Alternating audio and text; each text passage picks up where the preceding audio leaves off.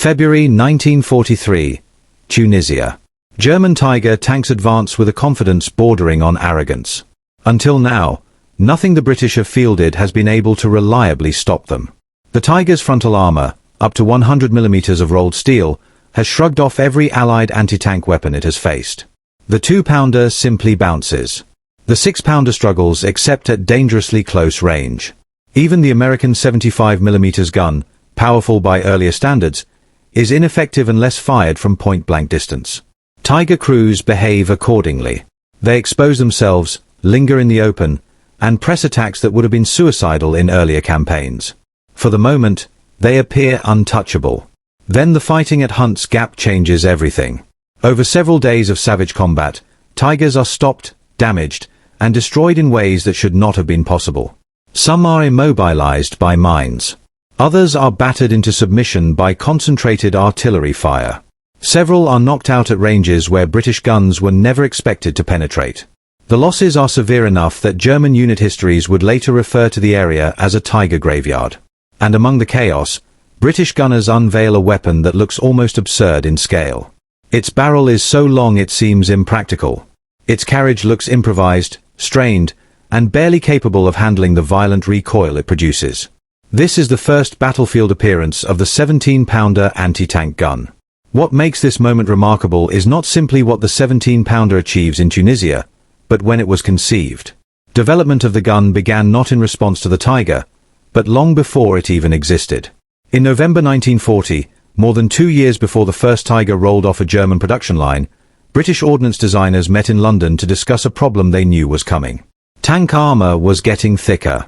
Everyone understood this. The question was whether anyone would act in time. At the start of the war, the British Army relied on the 2-pounder anti-tank gun.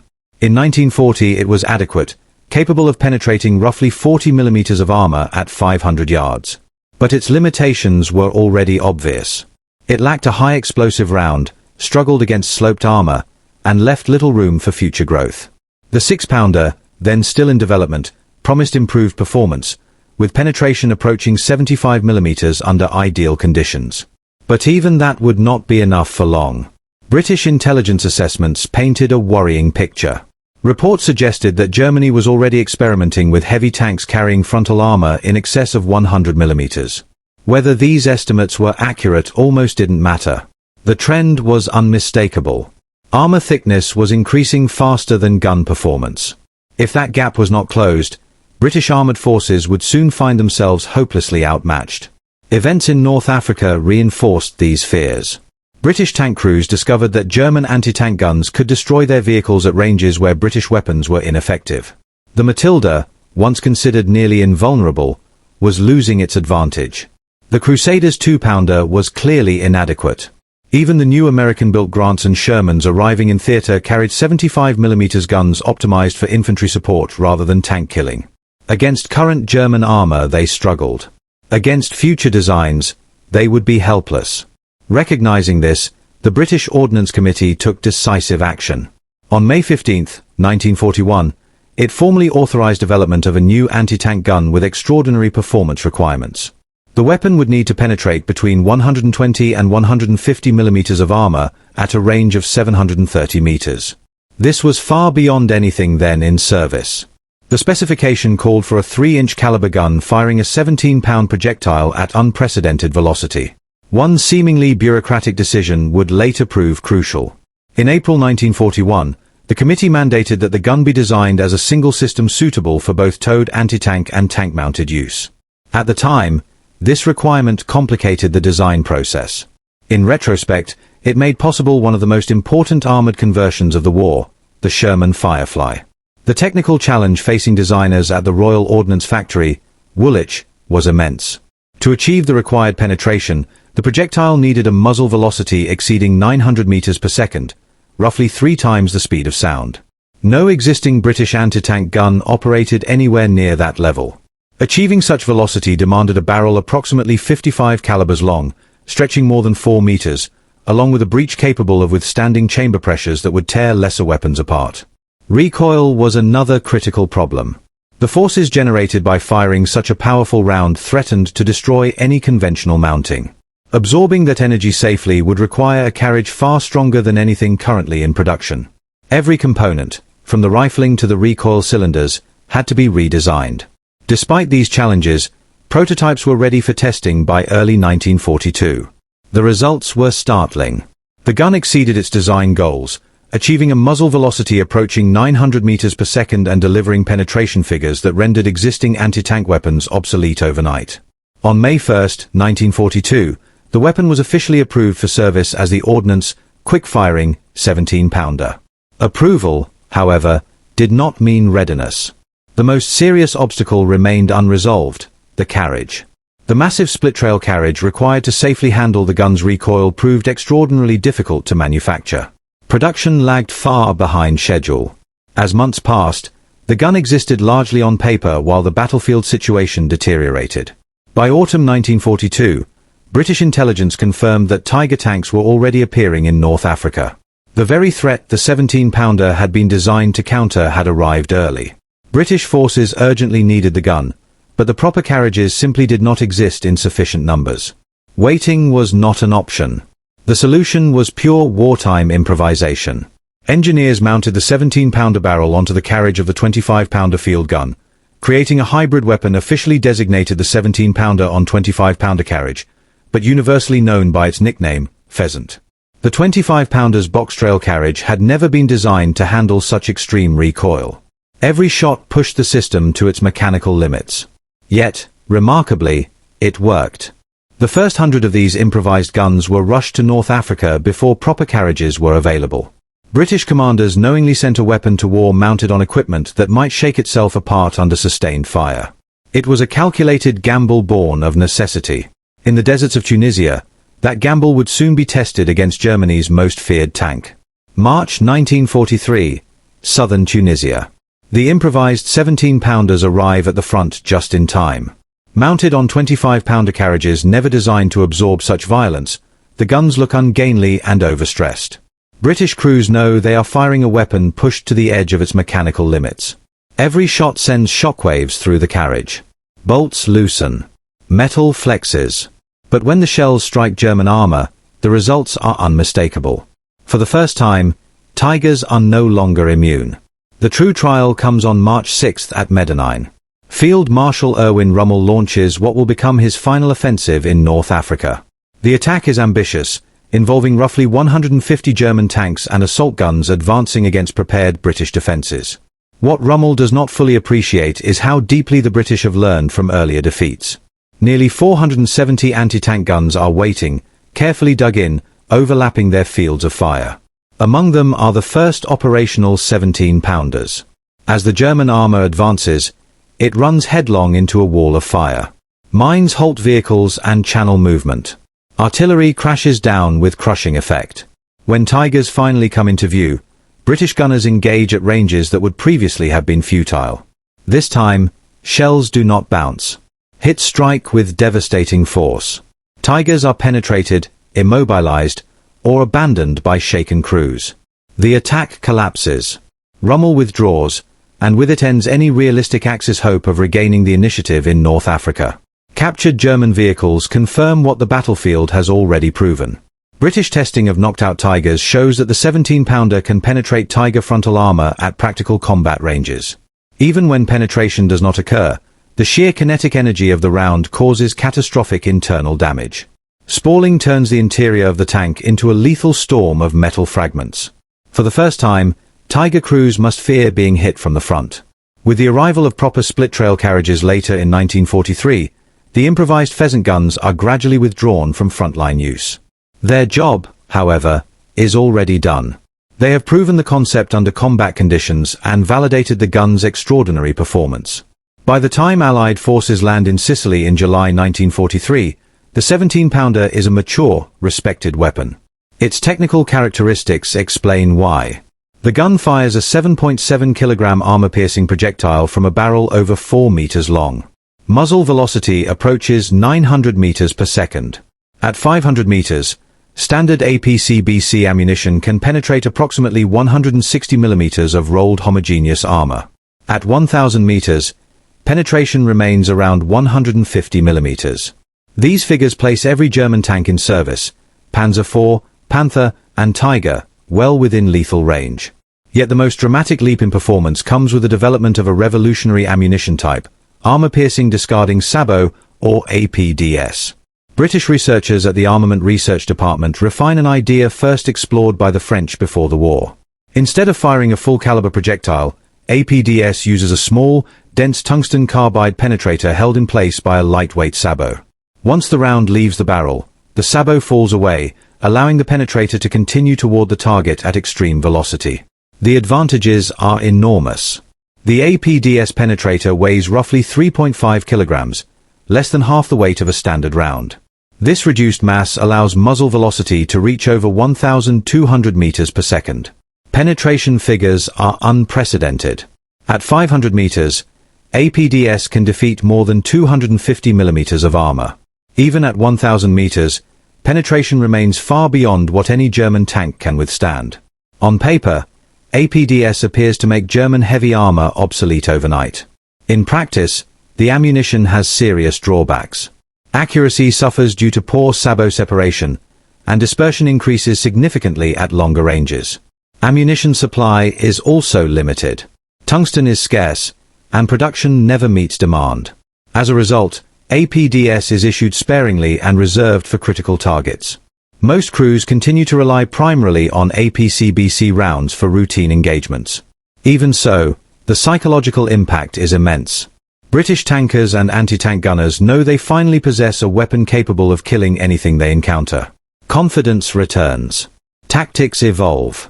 Instead of closing to suicidal distances, crews engage from positions of advantage, knowing their gun will do the work. The next challenge is mounting the 17-pounder in armored vehicles. The official solution is the A-30 Challenger tank, designed specifically to carry the gun. On paper, it seems logical. In reality, it is deeply flawed. The vehicle is tall, lightly armored, and mechanically unreliable. Its silhouette makes it an easy target, and crews have little faith in its survivability. Production remains limited, and the Challenger never becomes the answer British armored units need. That answer comes instead from improvisation once again. Engineers at Vickers, led by W.G.K. Kilbourne, propose an audacious idea: install the 17-pounder into the standard American Sherman tank. The proposal is initially dismissed as impossible. The Sherman's turret ring is too small. The breech is too large. The recoil system is too long. Every measurement argues against success. Kilbourne and his team solve the problems one by one. The recoil cylinders are shortened. The breech is rotated 90 degrees to fit within the turret. The radio is relocated into an armored box welded onto the rear of the turret. The hull machine gunner position is removed to make space for ammunition storage, reducing the crew to 4. The result is cramped, awkward, and difficult to operate, but it works. The Sherman Firefly is born.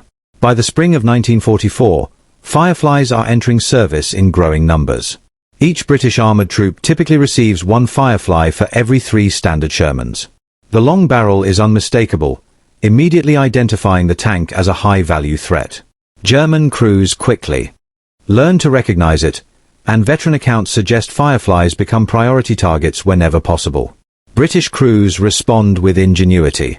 Barrels are counter-shaded with white paint on the underside to disguise their length.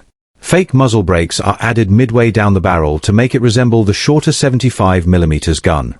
Some units even mount dummy barrels while hiding the real gun beneath foliage. Whether or not German doctrine formally mandates targeting Fireflies first, British crews clearly believe the danger is real.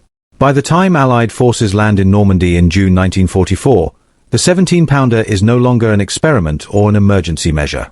It is a proven battlefield weapon, carried into combat by crews who trust it completely.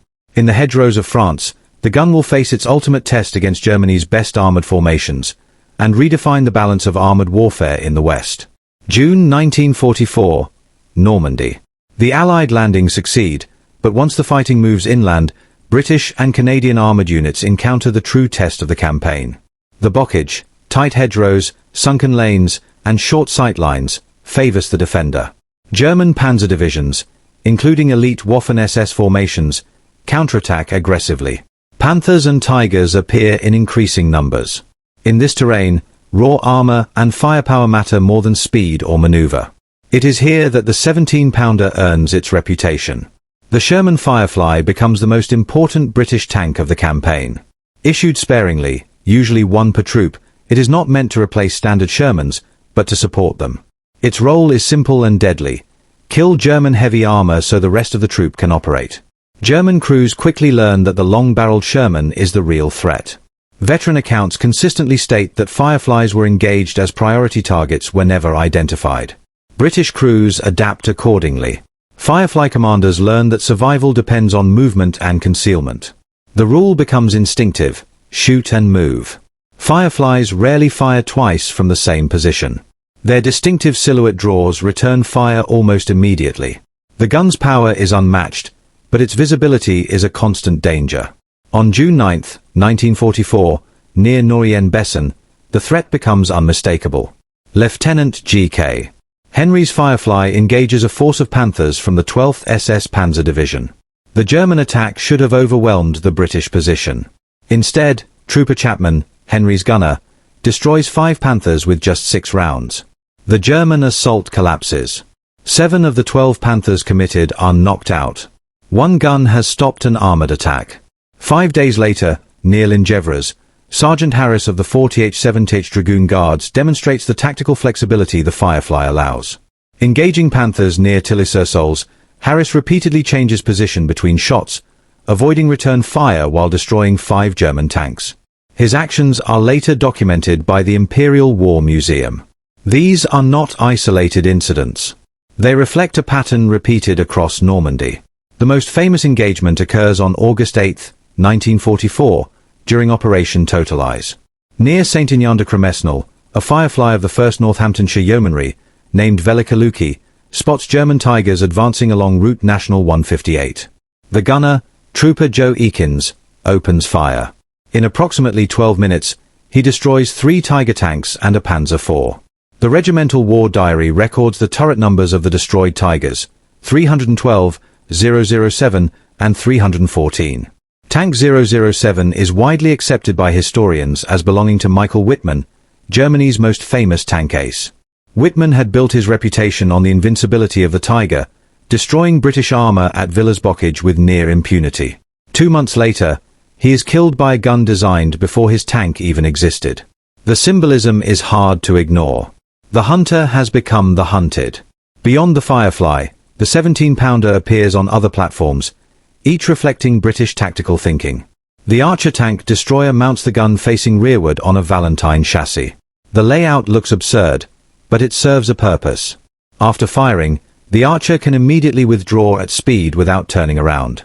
Built in 655 examples, Archers are well liked by Royal Artillery crews and often preferred to American M10s. The Achilles represents another adaptation. American M10 tank destroyers are refitted with a 17-pounder, replacing their original 76mm gun.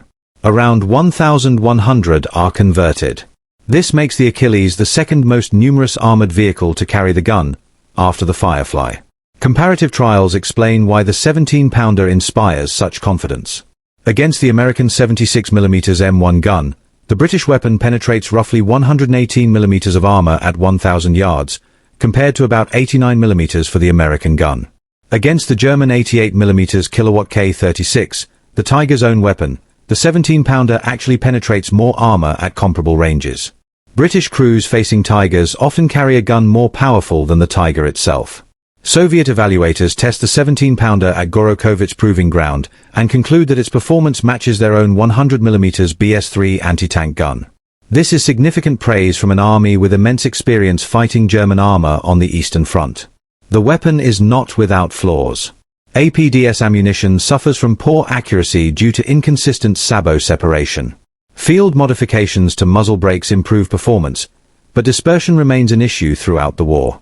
As a result, most crews rely primarily on APCBC rounds, using APDS only when absolutely necessary. Myths also persist. Claims that Germans always targeted Fireflies first are difficult to prove conclusively, though German manuals do acknowledge the threat posed by long-barreled Shermans. What is beyond debate is the psychological effect. German crews fear the Firefly, and British crews trust it.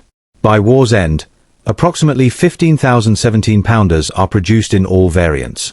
Over 4,000 armored vehicles mount the gun. The towed version weighs around 3 long tons, requires a crew of 5 to 6, and can fire 10 aimed rounds per minute. The gun continues to serve after the war, seeing action in Korea and remaining in use with several armies into the 1980s. Its greatest legacy lies in what follows. The British Centurion tank is designed around the 17-pounder from the outset. Though it arrives too late to see combat in Europe, it carries forward every lesson learned from Tunisia and Normandy. The emphasis on high-velocity firepower leads directly to the development of the L7 105mm gun, which becomes the NATO standard in arms tanks across the world, including those of former adversaries. The story ends where it began. Tunisia, February 1943. Tiger crews advanced believing themselves invulnerable. Nothing in Allied service could threaten them from the front. They were wrong. In a London meeting room more than 2 years earlier, British engineers had already anticipated the problem and begun building the solution. The 17-pounder looked oversized because it was meant to be. The improvised carriage looked wrong because desperation demanded speed over perfection. This was not luck. It was foresight, engineering discipline, and the willingness to gamble when waiting meant defeat. German engineering produced the most feared tank of the war. British engineering produced the gun that killed it.